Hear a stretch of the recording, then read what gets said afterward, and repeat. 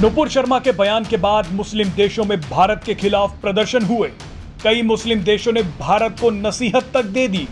इस पूरे विवाद के बीच अब पहली बार प्रधानमंत्री नरेंद्र मोदी संयुक्त अरब अमीरात पहुंच रहे हैं। प्रधानमंत्री नरेंद्र मोदी G7 शिखर सम्मेलन में भाग लेने के बाद 28 जून को संयुक्त अरब अमीरात पहुंच रहे हैं। आपको याद होगा कि कतर, कुवैत, बहरीन, इराक और मलेशिया समेत कई देशों ने भारत सरकार से कड़ी आपत्ति जाहिर की थी।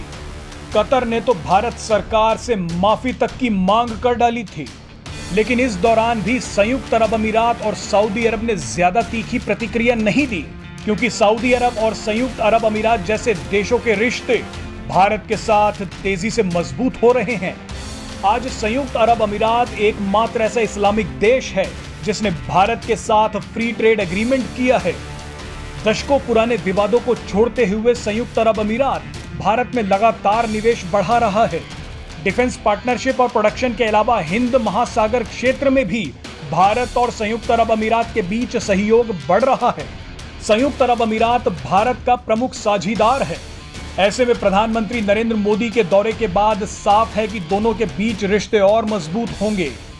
नुपुर शर्मा विवाद के बाद पीएम मोदी का अरब देशों में सबसे पहले संयुक्त अरब अमीरात जाना दोनों देशों के रिश्तों की मजबूती को दिखाता है। जानकारी दे दें कि संयुक्त अरब अमीरात प्रधानमंत्री को अपने सर्वोच्च नागरिक पुरस्कार ऑर्डर ऑफ जायद से सम्मानित कर चुका है। संयुक्त अरब अमीरात अपराधियों को पकड़ने में भी भारत का मददगार रहा है। एक रिपोर्ट के अनुसार ऑगस्टा वेस्टलैंड डील के मिडलमैन क्रिश्चियन मिशेल से लेकर इंडियन मुजाहिदीन के अब्दुल वाहिद, दाऊद के भाई इकबाल शेख कास्कर से लेकर 19 अपराधियों का प्रत्यर्पण 2002 से 2018 के दौरान संयुक्त अरब अमीरात ने भारत को किया है।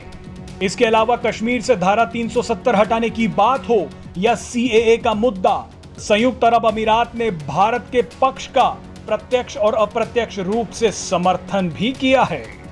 संयुक्त अरब अमीरात ही अब कश्मीर में भारी निवेश कर रहा है। Presenting B News app available on Google Play and App Store. Download it now.